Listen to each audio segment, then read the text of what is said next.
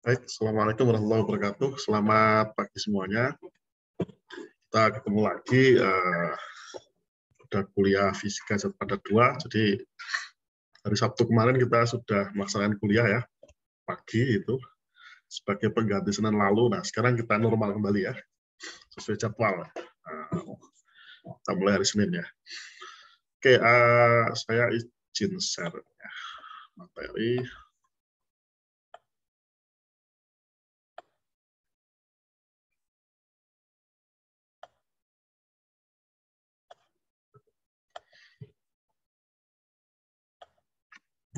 Ini sudah kelihatan ya adik-adik materinya?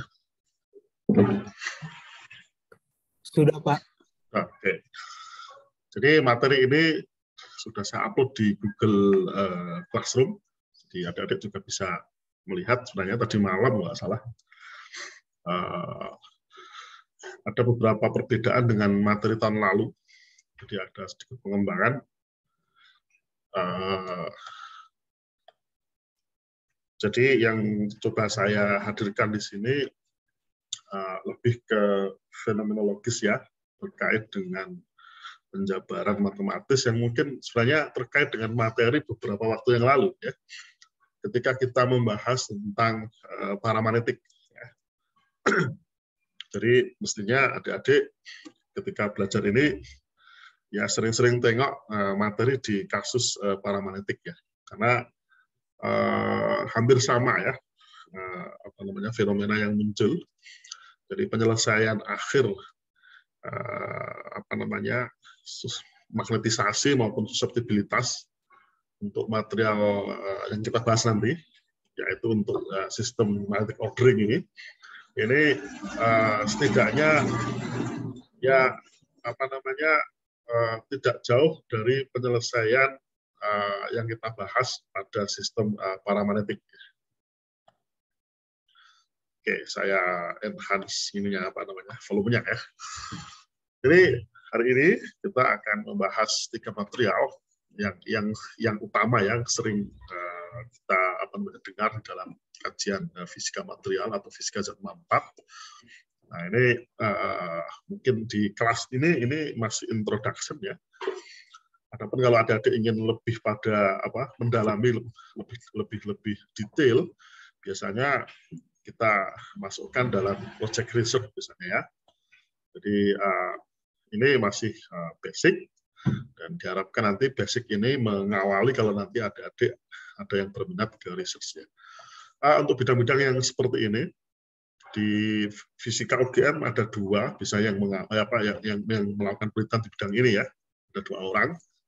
Itu Pak Edi Suharyadi dan saya. Kalau nanti ada yang tertarik dengan computational material design, bisa dengan saya. Kalau yang tertarik dengan eksperimen dengan Pak Edi Suharyadi.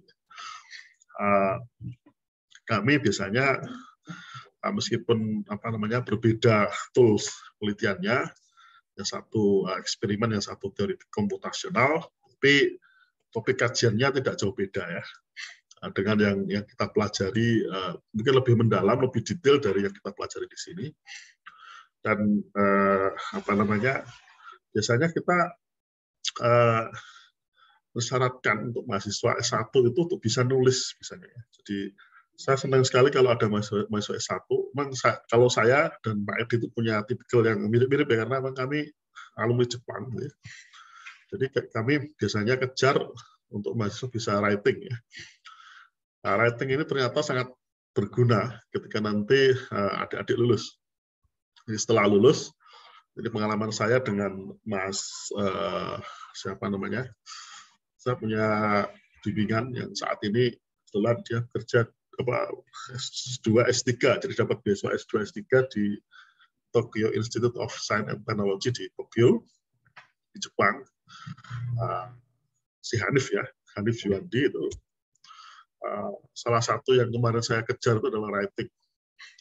Dia punya skill bahasa Inggris yang cukup bagus dan di samping juga penguasaan materi yang bagus ya, penguasaan topik penelitian yang lumayan lah untuk ukuran anak S1 ya. Sehingga ketika apply beasiswa S2 S3 di S1 ya, ketika apply beasiswa S2 itu malah dapat satu paket 5-year program ya. S2, S3 di Tokyo Institute of Science and Technology di Toyota. Toyota itu kampus nomor 3 atau nomor 2 mungkin ya, terbaik di Jepang itu, selain Tokyo, University of Tokyo ya. Jadi kita tidak kalah sebenarnya dari sisi skill research, topik materi riset ya, topik-topik penelitian, kemudian pakar-pakar yang ahli di bidangnya, kita tidak kalah dengan mereka ya. Tapi ya tadi itu tergantung mahasiswa itu apakah mau berusaha keras atau tidak. Jadi saya sarankan kalau memang tertarik ke topik yang berkaitan dengan ini, silahkan. Saya terbuka. Kebetulan di grup saya ini sudah ada beberapa mahasiswa yang S1 ada 2 ya.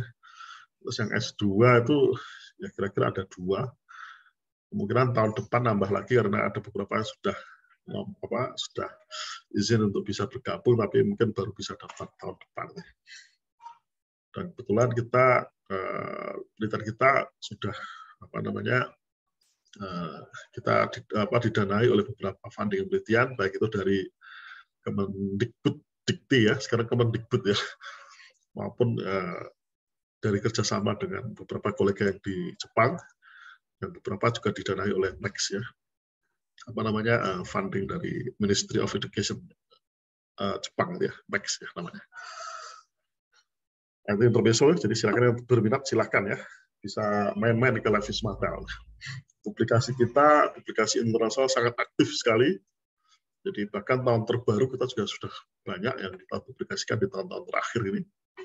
Jadi bisa dilihat di beberapa pengumuman di Levisma Tel, ada di papan-papan depan ruang dosen itu ada beberapa publikasi, kalau mau dilihat silakan. Oke, jadi hari ini kita akan membahas tentang magnetic ordering yang difokuskan pada 3 sub-bahasan. Yang pertama, ferromagnetism. Kita akan fokus atau stressing di sini karena anti-ferromagnetism itu sebenarnya mirip-mirip dengan ferromagnetism. Cuma karena kalau ferromagnetism itu satu lattice ya, satu struktur yang itu semuanya spontaneously memiliki magnetisasi yang arahnya sama. Dan kalau anti-ferromagnetism itu dia ada 2 sublattice ya, yang masing-masing sebenarnya sama, orientasinya sama, cuma karena 2 sublattice itu saling berlawanan orientasinya jadi 0. Nah kalau ferromagnetism itu sama sebenarnya, cuma ada 2 sublattice, cuma antara satu sublattice dan sublattice yang lain itu tidak saling cancel karena jumlahnya tidak sama magnetisasinya. Nanti kita akan lihat secara fisik seperti apa ya. Ini untuk ferromagnetism. Oke. Kalau kita lihat dari sisi skematik spin arrangement-nya ya, jadi susunan spin, struktur spin-nya. Jadi kita sudah dari sejak awal kita belajar mikroskopik ya. Jadi tidak hanya makroskopik yang kita yang kita lihat ya. Kalau dalam eksperimen yang orang lihat apakah dia itu ferro atau anti ferro atau yang lain ya, itu biasanya dilihat dari kurva magnetisasinya sebagai fungsi temperatur ya, atau ya makroskopik. Besaran yang teramati adalah makroskopik. Tapi kita coba di sini coba lihat secara mikroskopik, ternyata bisa kita lihat berdasarkan struktur spin ya. Jadi kalau yang A ini menunjukkan gambar A ini menunjukkan semua spin itu berorientasi satu arah ya, one dimension ya, yang menunjukkan bahwa dia ini ferromagnetic. Jadi secara spontan, intrinsically, spontaneously dia punya magnetisasi ya, meskipun tidak diberikan medan magnetik luar ya. Nah, untuk yang B tadi saya katakan ini ada 2 sublattice ya. Katakanlah kalau ini A, ini B ya, atau ini A B gitu ya, ada 2 sublattice gitu ya. Maka masing-masing itu saling opposite. Nah, kalau di total ini magnetisasinya 0. Tapi masing-masing sublattice itu ada ya, satu orientasi. Sehingga menunjukkan bahwa magnetisasi sistem ini menjadi 0 total ya. Kemudian yang ketiga itu ferromagnetic. Jadi kalau yang A itu ferromagnetic, B itu anti ferromagnetic, yang C itu adalah ferromagnetic. Yang C itu spin glass malah ya. Nah, ferromagnetik itu bagian dari antiferromagnetik, cuma totalnya tidak nol ya. Kalau ferromagnetik itu total spinnya ini kalau di total nol, karena sama antara sublattice A dan sublattice B. Tetapi kalau ferromagnetik itu tidak nol, karena jumlahnya tidak sama antara sublattice A dengan sublattice B. Misalkan di sublattice A itu up semua, maka di sublattice B itu bisa saja up dan down misalnya. Maka kalau di total itu menjadi ada sisanya up, misalnya up spinnya yang orientasi spinnya. Nah, itu menunjukkan bahwa dia tidak totalnya tidak nol ya, netnya tidak nol, masih ada magnetisasi. Itu untuk ferromagnetik ya.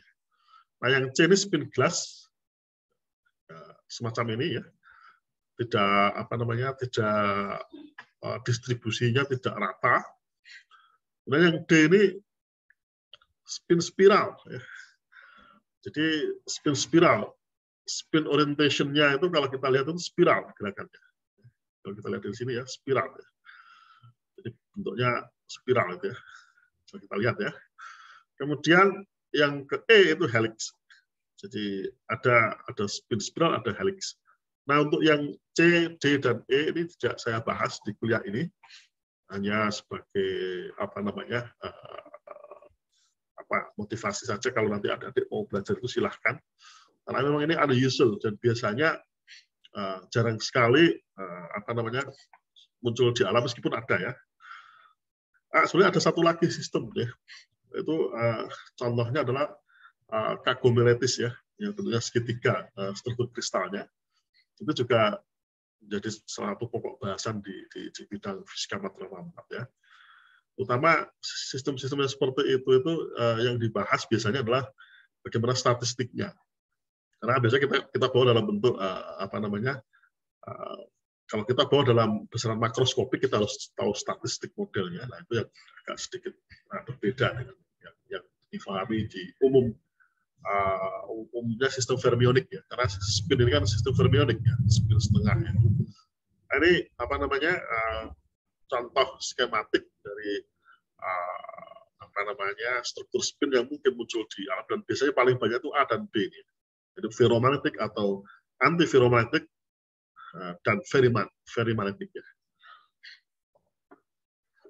Oke, beberapa waktu yang lalu kita sudah membahas tentang model Heisenberg ya, yang kita turunkan berdasarkan exchange energy atau energi pertukaran.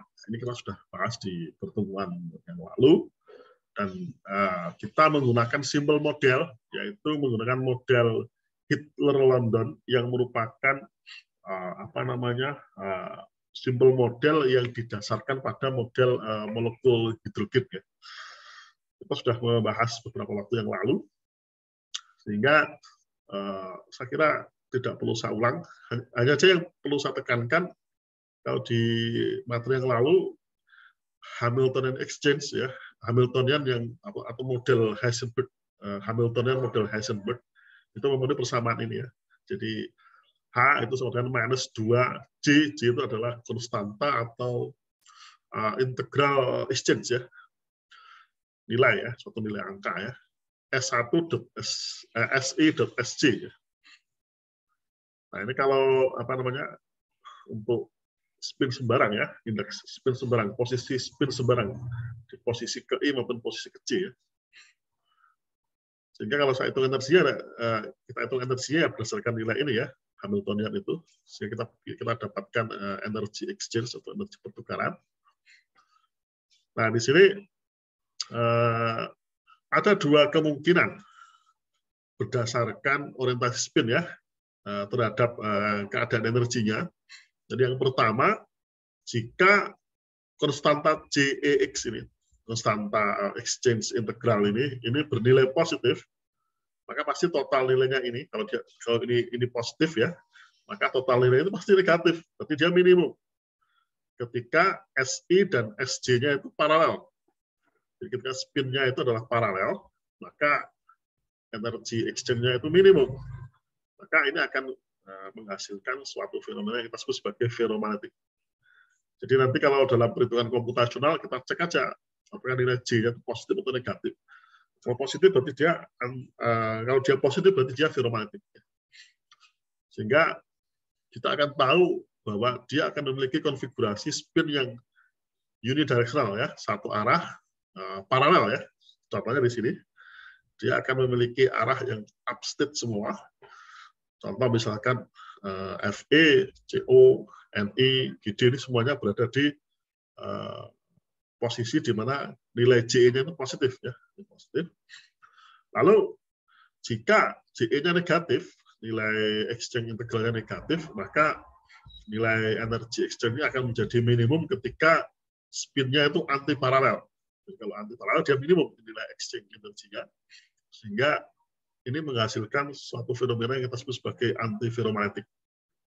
Contohnya ini, kalau saya punya anti paralel ya, maka ini akan menjadi minimum energi exchange dan ini menghasilkan fenomena yang kita sebut sebagai anti ferromagnetik yang bisa dijumpai pada atom Cr, Mn dan seterusnya.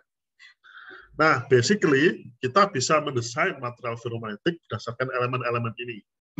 Jadi kalau kita misalkan ya pengen mendesain material agar menjadi ferromagnetik, salah satunya misalkan kalau material itu semiconducting, ya kita dop dengan atom-atom ini biasanya menjadi ferromagnetik. Maka nanti akan menjadi ferromagnetic semikonduktor ya, atau dilute magnetic semikonduktor itu yang beberapa contoh material. Kalau dia masih semikonduktor tapi dia punya watak kemagnetan ya. Tapi biasanya sudah menjadi metalik dan itu menjadi ferromagnetic biasanya kebanyakan. Kalau kita dop ya dengan atom-atom ini. Jadi karena atom-atom ini biasanya karena dia memiliki nilai J yang positif, dia akan menginduksi atau membangkitkan karakter ferromagnetik ketika kita introduce atom-atom ini. Nah, ini contoh aja terkait dengan karakterisasi berdasarkan ini ya, model Heisenberg. Makanya kalau kita belajar kemagnetan, terutama untuk sistem ferromagnetik atau anti ferromagnetik, biasanya salah satu metode yang kita pakai adalah bagaimana menyelesaikan persamaan model Heisenberg ya. Itu yang menjadi tantangannya.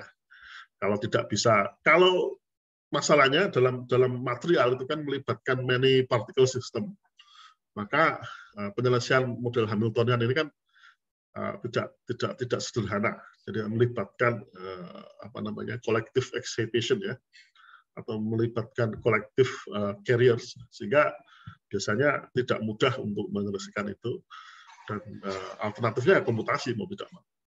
Nah ini kalau kita lihat dari sisi mikroskopik dari Hamiltonian Heisenberg ya, model Heisenberg. Oke, kita fokus ke yang pertama, yaitu ferromagnetism ya. Jadi ferromagnet ini biasanya selalu kita kategorikan sebagai material yang secara spontan atau secara intrinsik itu memiliki magnetisasi, meskipun tidak diberikan medan magnetik luar. Biasanya sistem itu akan magnetisasi dari suatu material itu akan oriented, itu ketika diberikan medan magnetik dia akan mensearahkan dirinya searah dengan medan magnetik, biasanya gitu ya. Tapi kalau di dalam ferromagnetik ini sudah secara alamiah secara alamiah dia memiliki magnetisasi spontan, meskipun tidak diberikan medan magnetik luar ya. Nah, dalam hal ini semua momen magnetiknya itu berada pada satu arah ya, unidirectional ya. Nah, umumnya memang untuk kasus ferromagnetik ini yang bertanggung jawab terhadap munculnya ini spontaneous magnetization ini sesungguhnya berasal dari interaksi pertukaran yang nanti kita yang sebelumnya kita sudah pernah menggambarkan juga ya di pertemuan sebelumnya. Tapi nanti kita coba lihat seperti apa itu. Oke. Nah, sekarang kalau saya punya ferromagnetik material, lalu saya berikan efek medan magnetik B, maka kita bisa menuliskan Hamiltonian material itu. Ini catatan ya, sebagai catatan kita asumsikan momentum sudut orbitalnya 0 ya, sehingga J-nya itu sama dengan S. Jadi kita cukup bekerja dengan spin saja ya. Meskipun nanti boleh juga kita bekerja dengan orbital, tapi nanti itu semakin kompleks. Kita coba simplified ya. Jadi kita cukup bekerja di spin ya, spin space saja. Nah di sini kita bisa menuliskan Hamiltonnya dalam bentuk semacam ini. Jadi yang pertama ini model Heisenberg tadi yang kita bahas tadi di awal. Plus karena ada medan magnetik B maka ada Zeeman term ya. Bentuk Zeeman.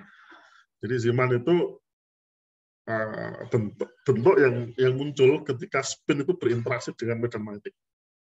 Nah, jadi ini bentuk Zeeman term ya. Dan ini umum ya. Biasanya kalau kita elektron yang kita berikan elektron yang memiliki spin ya.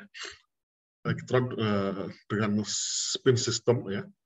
Itu kita berikan medan magnetik keluar, maka dia akan menghasilkan suatu fenomena atau suatu efek yang kita sebut sebagai efek Zeeman. Nah ini biasanya efeknya memecahkan degenerasi misalnya. Jadi spin degenerasi itu akan split ketika kita berikan efek medan magnetik keluar. Itu contoh yang paling umum teramati di dalam eksperimen. Oleh karena itu kita dalam bentuk Hamiltonian ini kita coba gabungkan dengan Hamiltonian Heisenberg ya. Nah, di dalam pemodelan ferromagnetism, sebelum kita menyelesaikan masalah ini, ya, jadi ada yang disebut sebagai model Weiss. Ini juga sudah kita jelaskan kemarin ya, sekilas. Ya.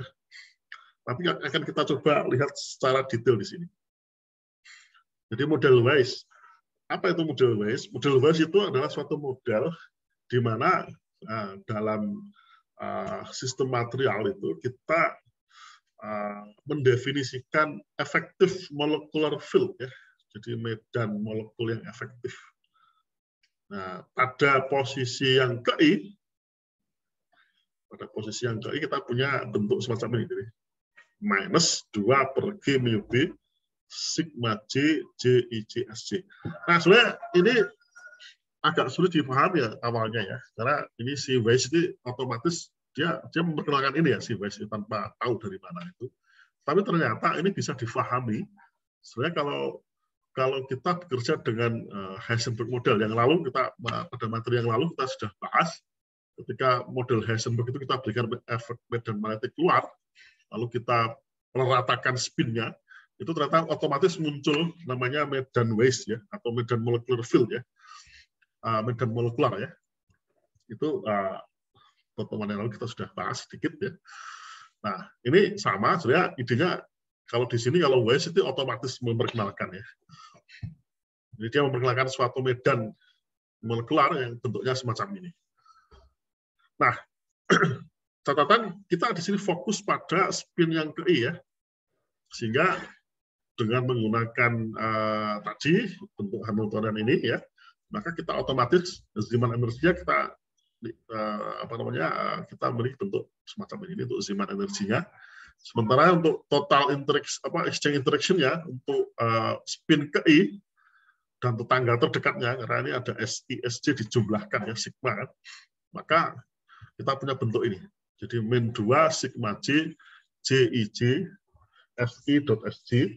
Nah, min 2 ini muncul karena ada efek double counting ya. Oke. Nah, ini haruslah sama dengan nilai kalau kita masukkan bentuk ini ya, ini kan kita di sini kita punya sigma J JI J SJ itu sama dengan G minus ya mu B dari sini ya, min G mu B kemudian dibagi 2 dikalikan dengan BMF ya. Nah ini kalau bentuk ini kita masukkan ke sini, oke, untuk menggantikan sigma ini ya, maka saya punya minus 2 SI dot sigma J JI JSJ, seperti untuk menggantikan ini ya, berarti ya. Ini akan sama dengan ini. Min G mu B SI dot BMF. Nah, min 2-nya akan hapus dengan 2 di sini. Sehingga kita punya ini ya. Sehingga kita punya min G mu B BMF SI dot BMF. Nah, ini bisa kita lihat bahwa interaksi pertukaran ini bisa ini tergantikan oleh suatu medan efektif molekular yang dihasilkan oleh tetangga terdekat dari spin. Ya. Jadi JIJ, SJ ini berarti kalau kita tinjau yang ke I, maka yang ke J-nya itu diganti dengan ini. Jadi kita bisa ganti tetangga terdekatnya. Yang ini kemudian kalau kita masukkan ke Hamiltonian tadi, ke Hamiltonian di sini, maka finally kita dapat ini. Jadi kita dapatkan efektif Hamiltonian total, sehingga ketemu ini ya. Jadi H sama dengan G mu B sigma I SI dot B plus BMF. Jadi ada tambahan ini ya. Ada tambahan BMF. Jadi interaksi pertukaran yang di sini, ini bisa kita gantikan dengan bentuk molekuler tadi, tetapi kita ganti dengan ini, karena setara. Sehingga bentuknya yang tadinya ada existing term ini menjadi benar-benar seperti Zeeman term semua ya. Tetapi ada tambahan medan yang tadinya hanya B saja di sini. Yang di sini hanya B saja, ini menjadi B plus BMF. Dengan catatan ininya diganti ya tadi dengan BMF tadi ya. Jadi seolah-olah kita punya Hamiltonian baru yang tadinya bentuknya seperti ini, ada exchange term-nya, itu menjadi Hamiltonian efektif yang ternyata dia seperti Hamiltonian paramagnet ya yang kita bahas di pertemuan yang lalu, beberapa pertemuan yang lalu. Jadi sama dengan Hamiltonian untuk sistem paramagnetik di dalam pengaruh medan magnetik B plus BMF. Kalau dulu kan hanya medan magnetik B saja ya. Maka di sini B plus BMF. Jadi mirip sistemnya. Jadi penyelesaiannya ya semuanya sama dengan yang kemarin kita bahas di paramagnetik. Jadi simple ya sebenarnya. Jadi kita mencoba menyederhanakan masalah yang tadinya kompleks karena kita memperkenalkan efektif molecular field, maka itu menjadi sederhana seperti efek Zeeman biasa. Nah, yang menarik di sini, dulu si Weiss itu tidak tahu ini dari mana asalnya ya. Tapi ternyata ini kalau kita substitusi ke bentuk exchange interaction atau ke bentuk Heisenberg tadi, itu ternyata bisa terjelaskan ya dengan lebih elegan ya. Itulah kenapa dulu ketika si Weiss mengusulkan itu, maka beberapa tahun kemudian Heisenberg memperkenalkan modelnya, maka semakin jelaslah model yang diusulkan oleh Weiss ini. Dan kemudian menjadi salah satu model yang dipakai hingga saat ini. Jadi kalau kita membahas ferromagnetik, biasanya ya model Weiss ini yang kita adopsi ya. Meskipun nanti ketika kita membahas setelah ini nanti ada model lagi namanya model Curie-Weiss. Sebenarnya hampir sama mirip ya. Oke. Sehingga sekarang kita akan bekerja dengan bentuk Hamiltonian yang ini ya untuk kita selesaikan. Kalau kita lihat di sini dari persamaan ini nampak bahwa untuk material ferromagnetik ya, jadi medan molekular atau BMF ini bekerja atau beraksi sebagaimana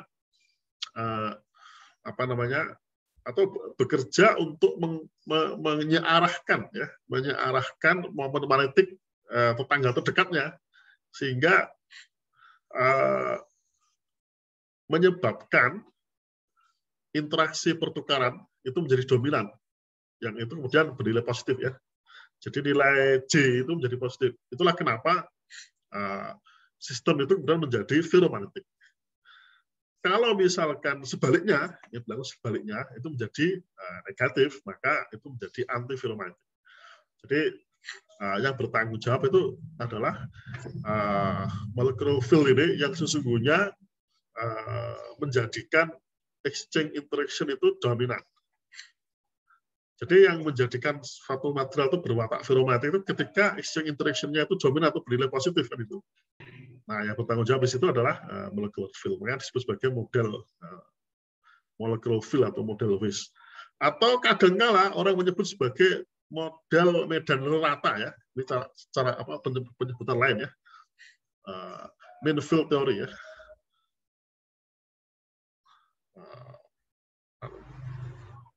Model medan rata. Jadi banyak penyebutan. Kenapa disebut medan rata? Karena di dalam penjabaran yang lalu kita sudah jabarkan beberapa waktu yang lalu itu kita perkenalkan spin, harga harap spin, rata-rata harga atau harga harap spin ya. Jadi spin itu kita ratakan.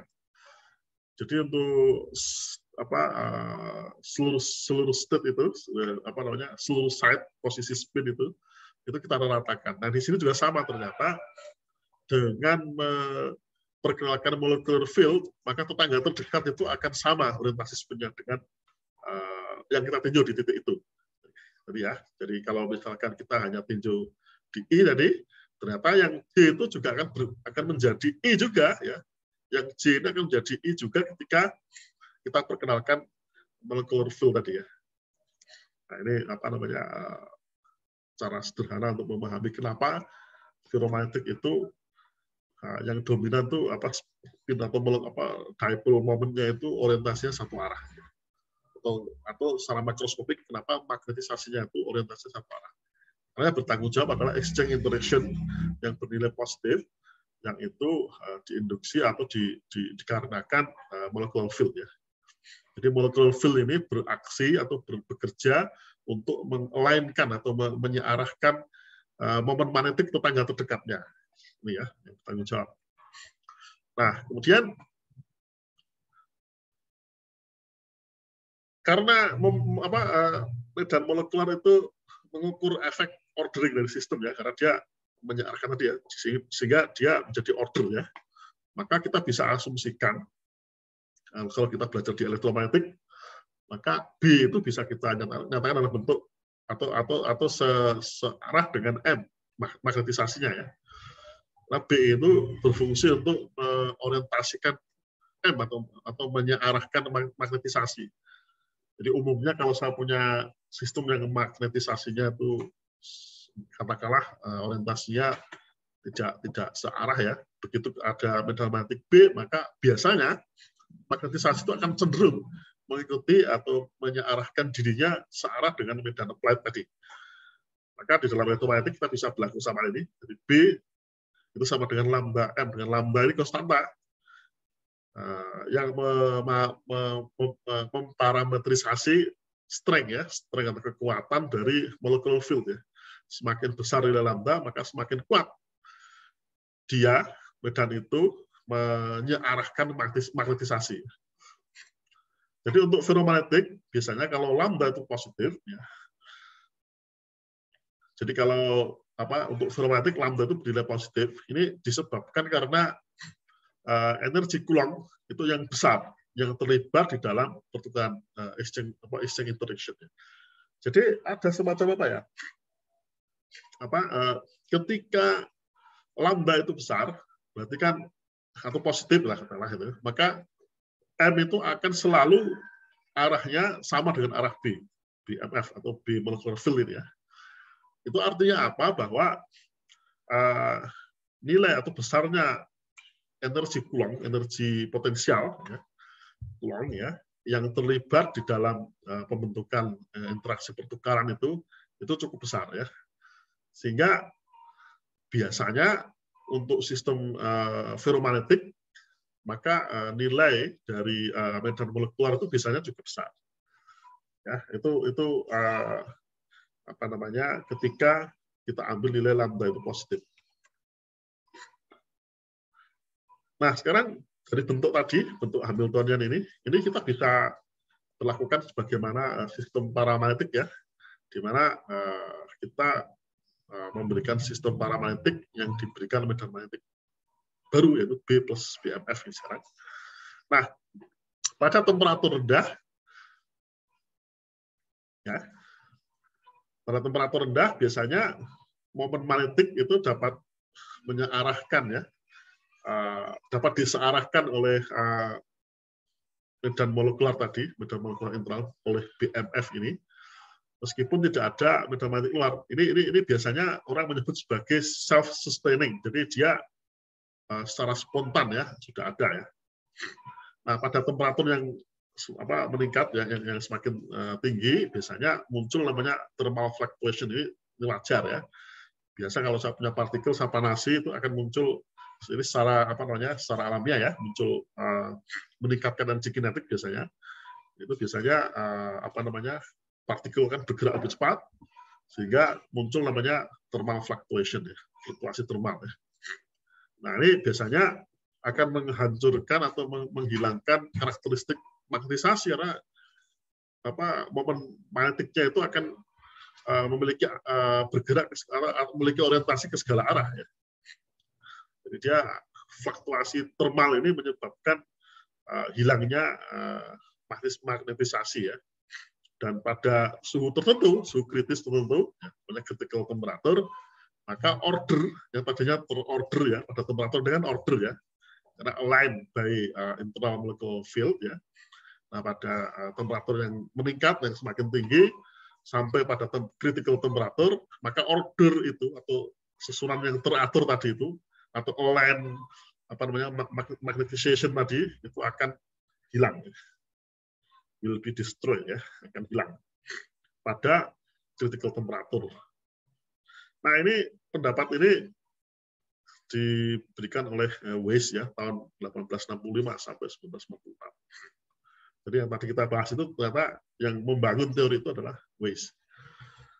Oke, karena kita melakukan Hamiltonian ini sebagai Hamiltonian paramagnetik, ya, maka kita bisa mendapatkan solusinya di pelajaran yang lalu. Silakan dibuka lagi. Maka solusi untuk magnetisasi ini adalah sebagai berikut. Jadi M dibagi dengan MS, MS itu spontan, ya. Magnetisasi spontannya itu sama dengan B sebagai fungsi Y. B itu adalah fungsi Brillouin yang sudah kita aturkan di beberapa pelajaran yang lalu, ya. Bisa tengok-tengok lagi pelajaran yang sebelumnya. Di mana di sini Y argumen fungsi Brillouin ini kita define sebagai ini, ya. Jadi Gj mu B J B plus lambda M. Ini lambda M ini sesungguhnya tadi BF, ya. BMF molecular field-nya itu, ya. Jadi kalau tidak ada molecular field ini hilang seperti paramagnetik biasa, ya. Tapi begitu ada molecular field, ya, tambahnya cuma di sini, bedanya cuma di ini, ya. Jadi ada BMF ini. Itulah kenapa kajian ini menjadi simpel, karena sama sesungguhnya yang kita kasih di paramagnetik, tetapi dengan perhitungkan tadi efek BMF tadi. Jadi ada suku tambahan, ya, lambda kali M atau magnetisasi. Nah, kalau kita lihat lebih detail, ya, dari fungsi ini, bagaimana bentuk penyelesaiannya kita lihat. Nah, pertama kita coba cek, ya, solusi untuk B sama dengan 0. Untuk B sama dengan 0 kita akan punya bentuk kurva linear semacam ini. Jadi kalau kita lihat, kita punya fungsi Brillouin, ya, ini, ya. Jadi kurva ini adalah fungsi Brillouin. Ini fungsi Brillouin. Lalu kalau kita ambil B sama dengan 0, ya kita punya kurva linear, ya. Ada linear. Ini sayangnya nggak pas, ya. Jadi ada kurva linear pada saat B sama dengan 0, ya. Jadi ada kurva linear sebenarnya di sini, ya. Kemudian, nah ini ketika kasus B sama dengan 0, ya. Tapi kan B-nya kan tidak sama dengan 0, B-nya kan enhance, ya, sekarang sebagai fungsi B juga, ya. Dari kalau kita lihat dalam persamaan ini, ya. Kemudian pada temperatur yang tinggi, maka persamaan ini tidak ada penyelesaiannya, ya, kecuali pada titik Y sama dengan 0 dan MS sama dengan 0. Ini kan trivial juga. Nah, yang menarik ini, ya, pada low temperatur, ya. Pada low temperatur terdapat 3 penyelesaian. Jadi MS sama dengan 0, berarti di sini, ya. MS sama dengan 0. MS sama dengan 0 itu berarti ketika M-nya tak berhingga. Berarti di tempat yang jauh sekali, di Y yang jauh sekali. Dan 2 penyelesaian ketika MS yang nilainya plus minus pada suatu nilai tertentu. Yaitu di daerah sini, ya, di daerah sini atau daerah sini. Ini yang negatif, ini yang positif. Jadi kita bisa melihat penyelesaiannya itu, ya. Jadi Brillouin zone-nya itu ada di daerah negatif maupun positif pada saat nilainya, nilai MS itu tertentu, definite, ya.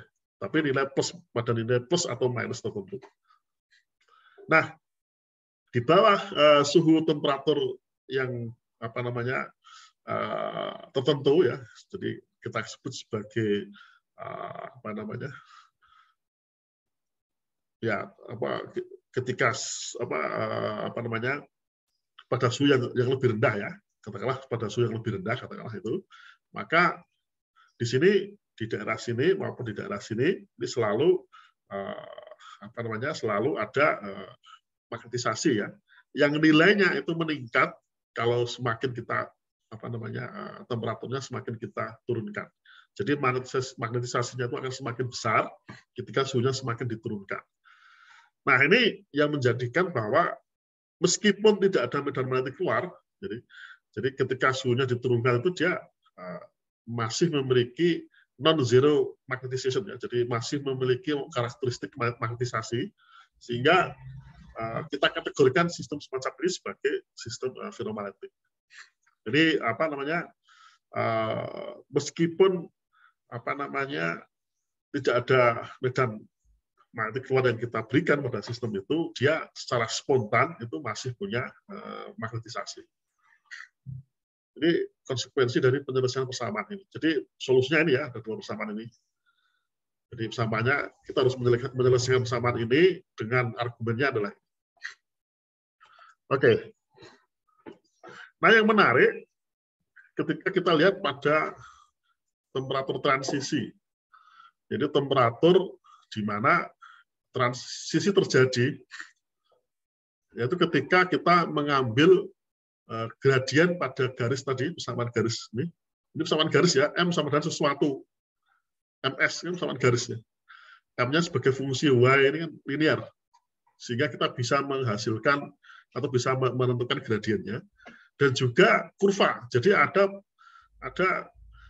perpotongan itu ya antara persamaan garis dengan kurva yang itu sama di originnya.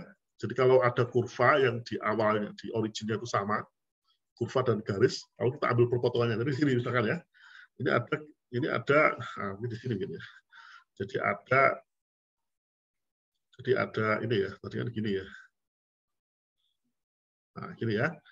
Nanti kita ambil, ini ada kurva. Nah, perpotongan ini ya, perpotongan antara garis dengan kurva yang originnya sama, maka disitulah kita bisa ketemu apa yang disebut sebagai transition, kita bisa melihat terjadinya transisi. Yang mana pada daerah itu, pada titik itu, temperaturnya kita sebut sebagai temperatur transisi.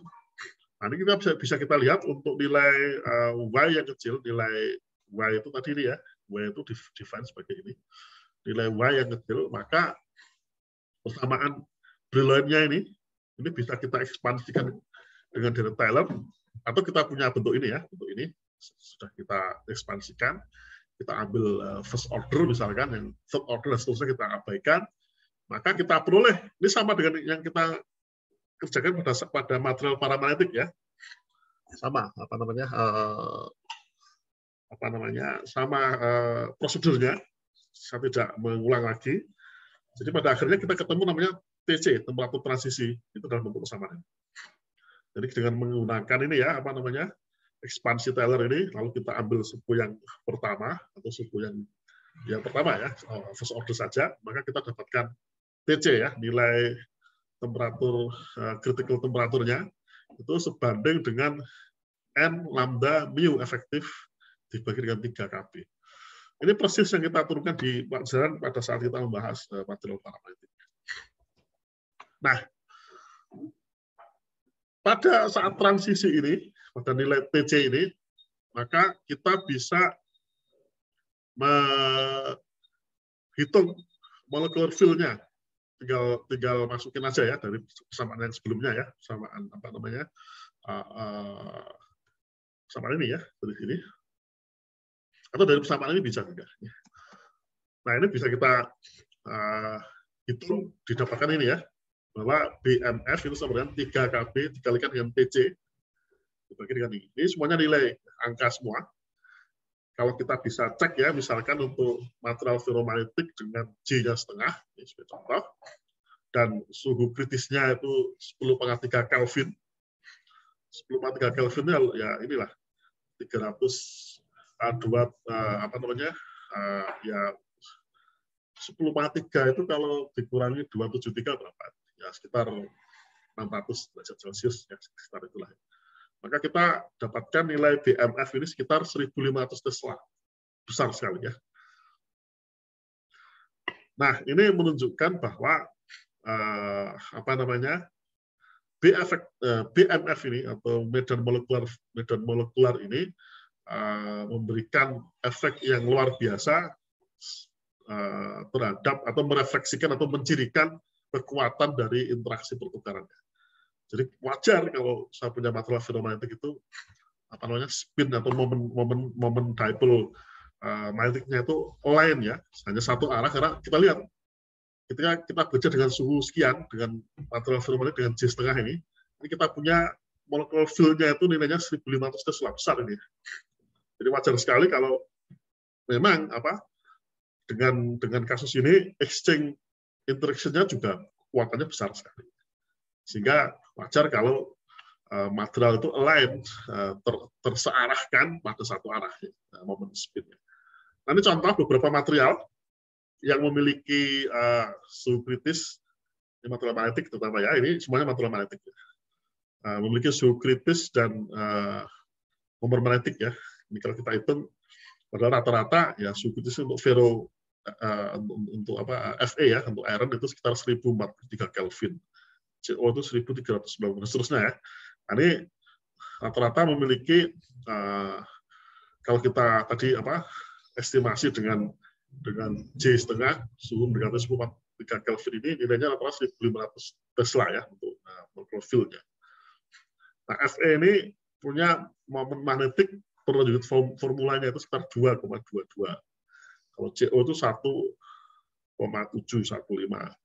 Kalau N itu 0,6 di bawah 1 ya. Ini yang besar itu GD itu 7,5 dan seterusnya ya.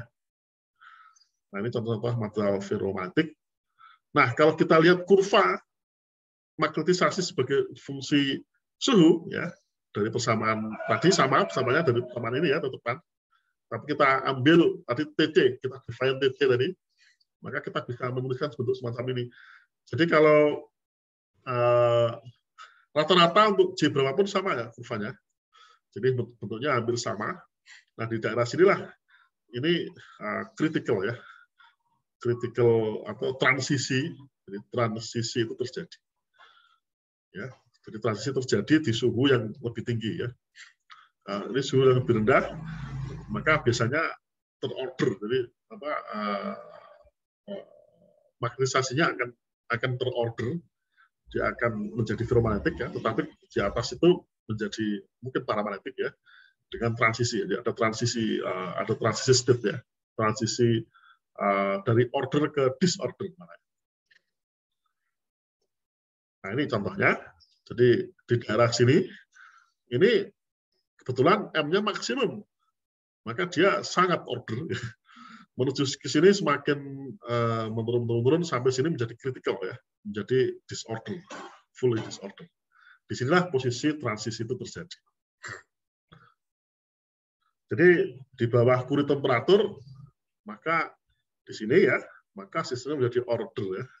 Tetapi begitu ke sana ya menjadi disorder. Jadi tidak tersusun terorientasi dengan baik. Nah, saturasi magnetisasi itu terjadi ketika Curie temperaturnya jadi 0. Berarti daerah sini ya, saturasi yang paling tinggi, yang paling maksimum ya.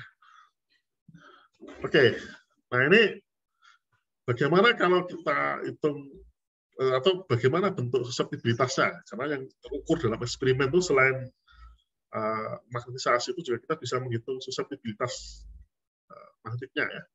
Maka dengan cara yang sama dengan yang kita lakukan di paramagnetik ya, cuma di sini kita ambil small b ya, nilai medan magnetik B pada saat T yang lebih dari TC. Ya. Karena di sini akan menghasilkan small magnetization, sehingga Y-nya itu bisa kita ambil aproksimasinya kurang dari 1 ya. Nah, di sini kita bisa menuliskan bentuk penjelasan fungsi Brillouin dalam bentuk kesamaan ini. Kalau kita proses dan kita perkenalkan tadi TC ya, pada akhirnya ketemu ini. Saya tidak perlu detail, biar cepat saja, maka suseptibilitas magnetik itu akan sebanding dengan 1 dibagi dengan T min TC. Kalau di paramagnetik kita ketemu K itu sebanding dengan C per T ya, yang kita sebut sebagai hukum Curie. Hukum Curie. Maka di dalam ferromagnetik bentuknya mirip, cuma di sini ada minus TC, maka ini kita sebut sebagai hukum Curie-Weiss. Itu Curie-Weiss law. Jadi bedanya itu ya, dan mirip. Makanya di dalam eksperimen selalu digunakan persamaan yang sama ya. Jadi C sebagai suatu C sebagai atau K sebagai fungsi per T misalkan salah satu contohnya. Nah ini kalau kita plot grafiknya, ya bentuknya semacam ini ya. Jadi kalau ada medan magnetik itu hanya menggeser saja. Jadi ini fungsi Brillouinnya di sini. Tapi begitu ada B-nya sama dengan B-nya tidak 0 itu hanya menggeser aja, menggeser kurva yang lain ya. Nah ini bisa kita lihat nanti akan ada perpotongan yang itu menunjukkan critical point ya di sini. Isu kritis itu akan terjadi di titik perpotongan itu. Ini sudah sama dengan kurva yang tadi, cuma bedanya kalau ada medannya. Nah, cara lain untuk melihat apakah material itu bersifat ferromagnetik atau tidak, itu biasanya dengan cara melihat pita energinya. Maka di sini kemudian muncul band theory of ferromagnetism ya. Nah, salah satu cara yang bisa kita lihat berdasarkan struktur elektroniknya yaitu dengan melihat pengisian bandnya ya. Jika di dalam pita energi itu ada namanya imbalan spin yang tidak seimbang. Contohnya di sini ya, ada yang ini oke, ini pair spin. Tapi ada yang unpair ya, ada elektron yang tidak berpasangan. Ini contohnya di sini. Maka ini pasti akan menghasilkan ferromagnetiknya. Ferromagnetik. Karena ada elektron yang tidak berpasangan ya di sini. Maka ini bisa kita lihat juga dari sisi bandnya. Kalau kita lihat di sini, ini kan ada orbital ya, 3D orbital dan S orbital yang biasanya di elektron luar ini saling overlap, itu juga overlapping di sini kelihatan. Jadi antara 4S dengan 3D ini fungsi gelombang ini overlap ya. Maka dari bentuk fungsi gelombang yang overlap ini kita bisa lihat density of state-nya, itu kita bisa melihat ini bentuk yang imbalance spin ya, spin yang tidak sama antara majority spin dan minority spin. Jadi ini majority spin yang mewakili up state, ini minority spin yang mewakili down state. Nah, ini bentuknya tidak sama ya nilainya ya. Jadi ini Fermi level. Nah, kalau kita cut di Fermi level, maka antara yang up state dan down state ini posisinya tidak sama persis. Ya. Yang ini menunjukkan ada kelebihan, ada imbalance, ya. Ada sesuatu yang tidak ada di situ ya. Jadi ada umpire spin state yang terjadi di situ, yang elektron density-nya itu lebih besar ya untuk up state-nya misalkan sebagai contoh. Maka kalau kita punya karakter material dengan density of state yang semacam ini, maka kita bisa mendefinisikan atau bisa menjustifikasi bahwa material itu adalah material ferromagnetik. Nah, ini contoh beberapa material ferromagnetik seperti mangan, Fe, Co, Ni, dan seterusnya. Nah, ini posisinya ini menunjukkan posisi Fermi level yang berbeda-beda ya. Kalau mangan itu lebih di bawah, kalau Fe itu di atasnya sedikit, dan seterusnya. Tapi sama ya, sama. Overlapping-nya antara 3D dengan 4S itu sama. Ya. Sehingga, jadi kalau ini di elektron, di S elektron, maka kita bisa melihat ada imbalance atau ketidakseimbangan antara majority dan minority. Jadi antara majority dan minority itu ada state-state yang itu spin-nya itu tidak berpasangan ya. Contoh di sini ya, di daerah sini, state yang di sini kan energi levelnya itu ada yang tidak berpasangan. Jadi ada yang tidak sama spin state-nya. Jadi tidak terdegenerasi. Jadi ada spin ya, sehingga antara up state dan down state itu berbeda spin state-nya, sehingga ini menunjukkan dia ferromagnetik. Ini dari sisi band theory of state ya, yang kita kaitkan dengan density of state, rapat keadaan dari elektronnya ya, elektron state-nya. Nah, berikutnya kita masuk ke anti ferromagnetik. Jadi setelah ini pembahasannya tidak ada yang matematik karena sama ya. Kita pembahasannya cara yang dilakukan sama dengan yang dilakukan di ferromagnetik, cuma bedanya kalau di antiferromagnetik ini yang membedakan ini nilai J-nya ini negatif. Kalau tadi kan di apa namanya kasus di kasus ferromagnetik itu J-nya positif, maka di antiferromagnetik itu menjadi negatif. Jadi kita akan punya dua sublattice ya katakanlah ini. Jadi totalnya ini bisa kita divide jadi dua. Jadi katakan sublattice A dan sublattice B, maka masing-masing ini memiliki orientasi spin yang ini searah, ini align, A itu align semua, B itu juga align semua, cuma A dan B ini saling berlawanan. Sehingga kalau kita total, ini netnya menjadi 0. Nah, ini yang menjadikan sistem itu menjadi antiferromagnetik. Nah, kalau yang ferromagnetik itu sama seperti ini, cuma antara A dan B itu tidak sama net magnetisasinya tidak sama. Jadi ini ke sana katakanlah M ya, ini ke sana katakanlah M. Jadi sama. Tapi kalau ferromagnetik antara M up dan M down ini tidak sama. Jadi meskipun ada dua sublattice semacam ini, kalau tidak sama, maka dia masih ada spontaneous magnetization ya, maka menghasilkan ferromagnet ya. Tapi kalau dia sama menjadi antiferromagnet. Jadi dia benar-benar nol. Net magnetisasinya akan menjadi 0. Nah, kalau diberikan efek medan magnetik bagaimana? Ya nanti akan mengalign, akan menuju magnetisasinya akan menyearahkan dirinya searah dengan medan B. Itu kalau kita berikan efek medan magnetik. Nah, jika kita melabeli sublattice yang upstate itu menjadi positif dan yang down itu menjadi negatif, ini label aja. Jadi yang tadi ini yang positif karena up semua ya, ini negatif karena down semua. Maka kita punya dua molecular field ya pada setiap sublattice. Yang pertama itu minus lambda M minus, yang kedua itu minus lambda M plus. Ingat kalau di ferromagnetik lambdanya selalu positif ya tadi ya. Nah ini ya, ini selalu positif modelnya ini ya. Tetapi kalau di antiferromagnetik lambdanya negatif. Kita buat negatif ya, minus lambda minus ya. Nah, dengan menggunakan model ini, kalau kita anggap M plus dan M minus itu sama, cuma arahnya berbeda, besarnya sama karena vektor ya. Katakanlah besarnya sama dengan M sama, maka kita bisa mendefine magnetisasi ya. Ini penjelasan yang kita sudah dapatkan di sebelumnya ya. Ini kan sama dengan persamaan ini ya. Sama dengan persamaan ini. Cuma Y-nya ini, untuk ini kita modifikasi berdasarkan nilai molecular field untuk masing-masing sublattice. Ya. Jadi ini sama, cuma nanti negatif ya.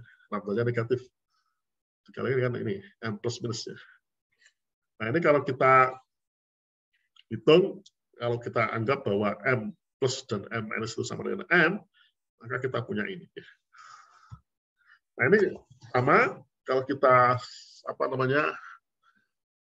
buat kurva nanti sama dengan yang ferromagnetik tadi ya, nanti kita bisa mendefinisikan critical temperatur.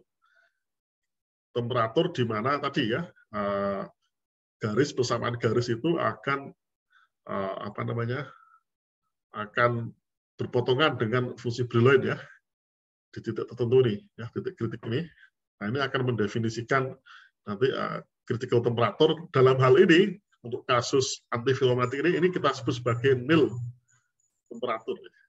Jadi temperatur kritis untuk ferromagnetik itu ya sama critical temperatur ya, atau Curie temperatur ya sebenarnya masuk Curie temperatur.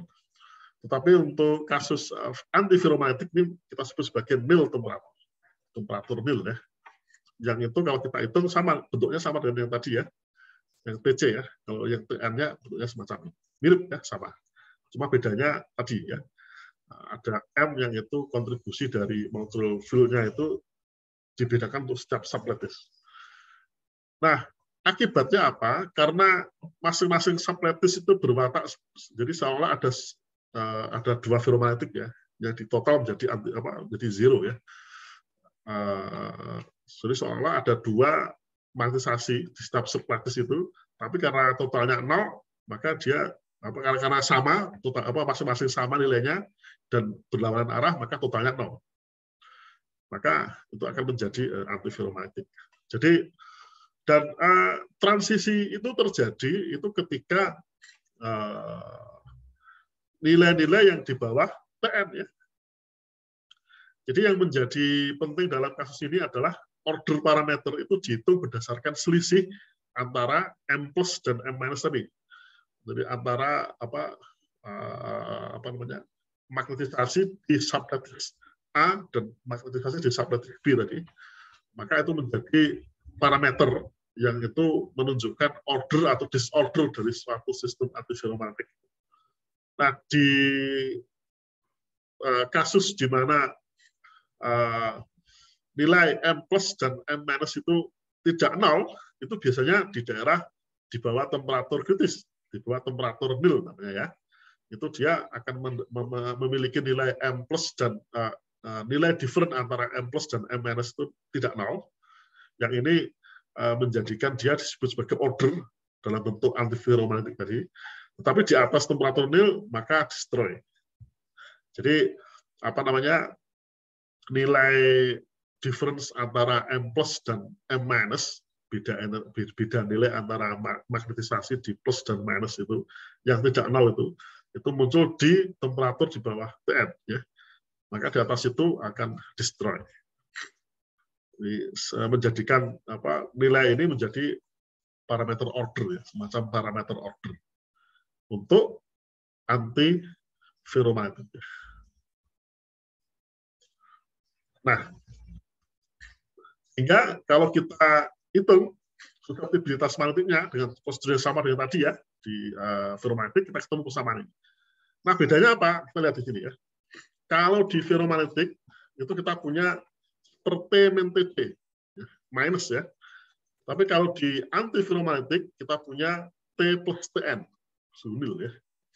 Sehingga kita bisa memperumum nilai susceptibilitas baik itu untuk ferro dan antiferromagnetik ya, dengan memperkenalkan suatu besaran theta ya, theta ya, kita perkenalkan namanya theta.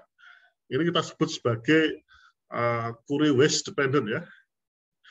Theta itu kita sebut sebagai Weiss temperatur. Jadi theta itu adalah Weiss temperatur. Nah, dengan catatan ya, ketika theta sama dengan 0, maka akan menjadi K itu seperti itu berarti dia paramagnet ya. Tapi ketika theta itu positif, berarti kita punya seper T min ya, tetap negatifnya masih, maka kita punya ferromagnet sama dengan yang tadi ya. Jadi kalau kita punya K itu sama dengan sebanding dengan seper T, ini para. Kalau K itu sebanding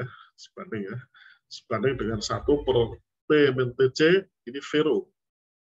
Kalau K itu sebanding dengan 1 per T plus Tn, itu antiferro. Ya.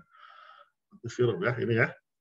Maka kalau tetanya negatif, berarti kan 1 per T plus sesuatu ya, berarti kan itu menjadi antiferro. Jadi kalau negatif, maka menjadi antiferro. Sehingga kita bisa memperumum sekarang kurva.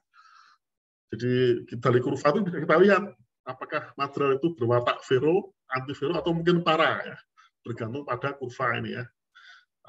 Chi sebanding dengan seperti min theta. Yang paling bisa kita lihat dari sini ya, kelihatan. Tapi kalau di sini berarti ketika tetanya positif, ini para ya, ini para. Karena theta sama dengan 0. Ketika tetanya positif, ini menjadi ferro. Ketika tetanya negatif, itu menjadi antiferro. Kelihatan sekali ya. Nah, yang lain mengikuti. Tergantung kita menyatakan apa sebagai fungsi apa. Contoh di sini, K kali T sebagai fungsi T. Maka kurvanya berubah. Ini tinggal dikalikan dengan T aja. Jadi seperti kuadrat kan. Atau super K sebagai fungsi T. Ini kelihatan sekali. Berarti kalau super K, berarti para magnetik itu linear semacam ini, maka yang negatif itu di atas kurvanya, yang positif menjadi di bawah. Jadi nanti kalau ada soal, Anda minta untuk menjelaskan kurva, maka Anda harus mengingat ini ya, cara menjelaskannya berdasarkan kurva,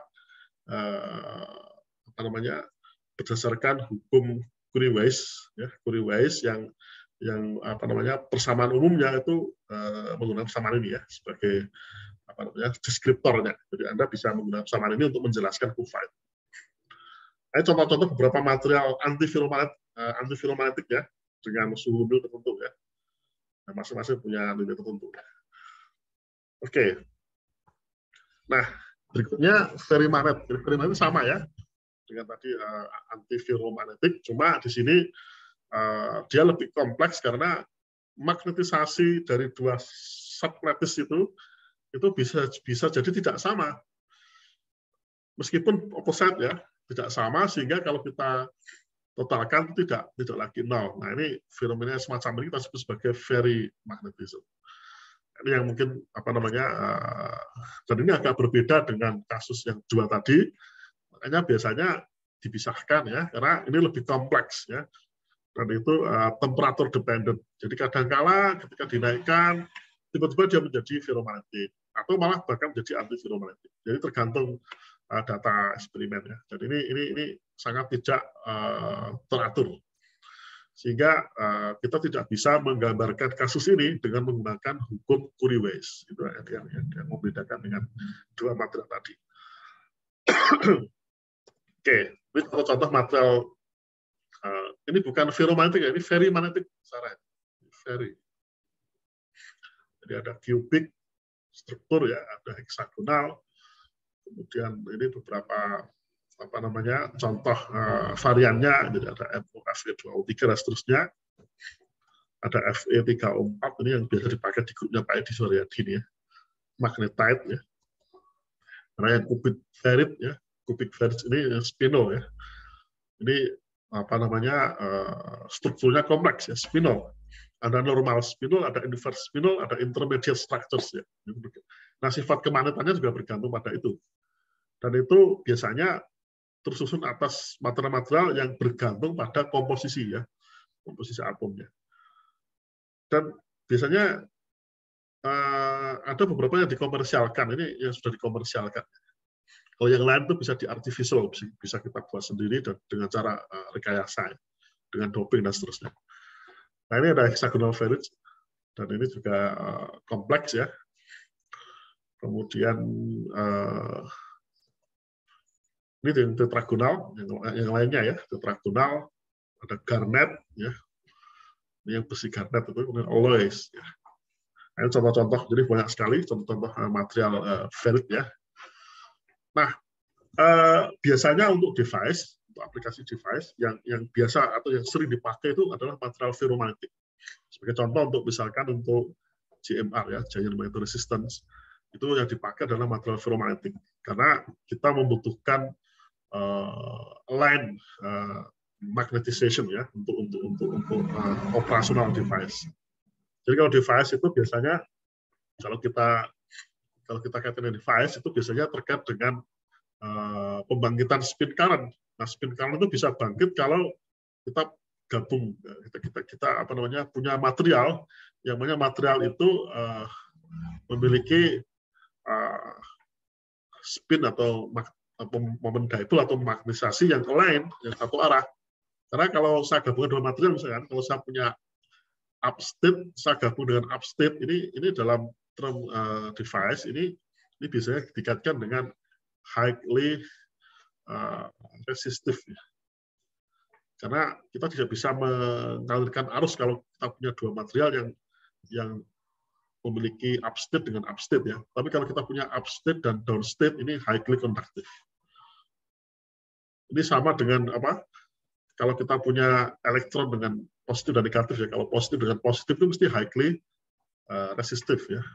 Jadi resistannya tinggi. Tapi kalau kita punya positif dan negatif itu tarik menarik. Konduktannya tinggi. Nah, itu yang membedakan. Dan itu biasanya kalau di material spintronic semacam ini atau material magnetik semacam ini, yang sangat potensial itu adalah material ferromagnetik.